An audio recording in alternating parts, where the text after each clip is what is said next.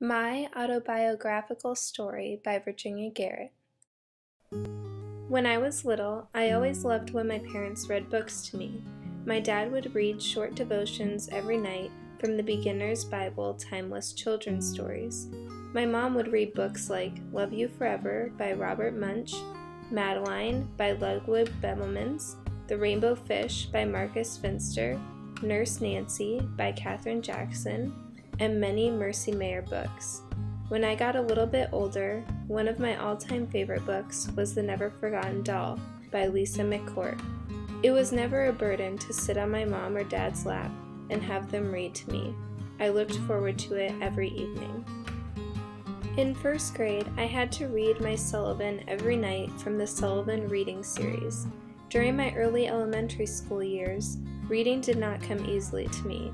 I got frustrated because I would have rather played outside with my neighborhood friends than read my required daily reading. My mom would normally sit on the couch and have me read my reading homework for what seemed like hours. Sometimes I got discouraged by my reading, and my mom would read my Sullivan to me. This did not happen often, but it proves the point of how much I disliked reading my Sullivan every night. In my later elementary school years, I basically avoided reading unless it was for school. At this age, I felt like I read slower than many of my classmates, which caused me to dislike reading altogether. When I had to read out loud in class, I would feel pressured to read fast. I also struggled with sounding words out. I stopped at words I did not know and did not even try to sound it out because I did not recognize it. I grew out of that, and throughout high school, I did not read all the time, but I would pick up a book every now and then. Throughout college, I found that I did not make time to read for pleasure. I read my Bible every night or morning for my devotion, and I actually did enjoy reading interesting books for my classes when my professors assigned them.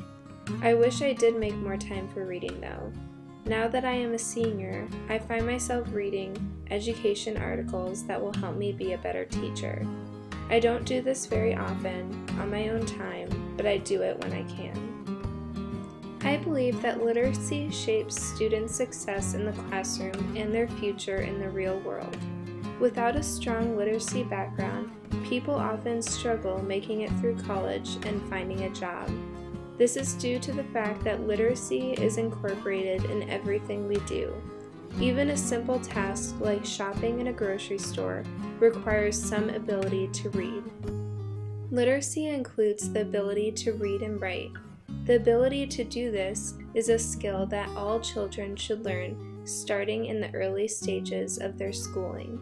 Learning how to read and write is a lifelong process that a person is able to improve with much practice. When I become a teacher, I want to encourage my students to be active readers. Whether I teach first grade or 8th grade, I want to make reading a fun and engaging experience for my students. There are so many different strategies and techniques for teaching literacy today, so I would like to utilize my resources as much as possible. If I am teaching a lower elementary grade, I plan on creating a word wall, having my students write pen pal letters, doing chants that help my students with phonological awareness, modeling, doing guided reading, doing reader's theater, doing fluency checks, reading out loud to my students, and incorporating movement in my lessons.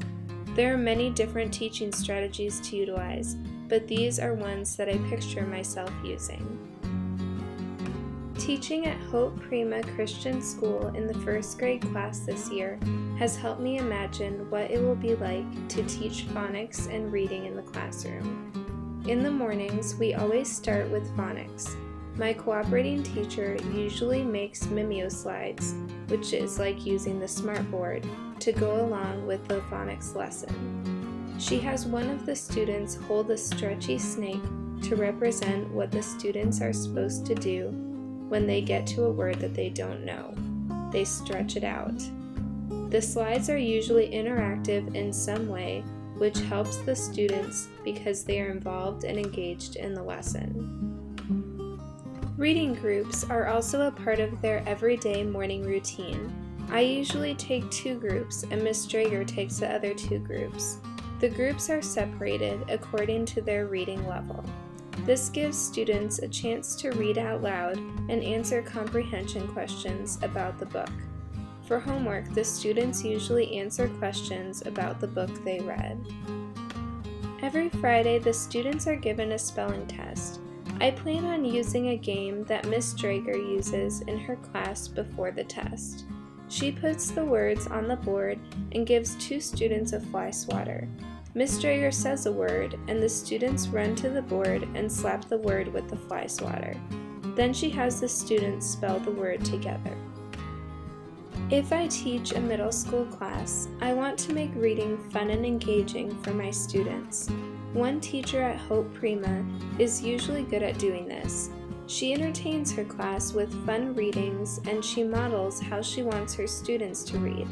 I also think it would be fun to have literature circles because students get the opportunity to discuss books that interest them and that they pick together. I recognize how important reading is for students to learn. I want to help my future students develop strong literacy skills in my classroom. I am excited to use all the techniques and strategies I have learned throughout my college years at Concordia.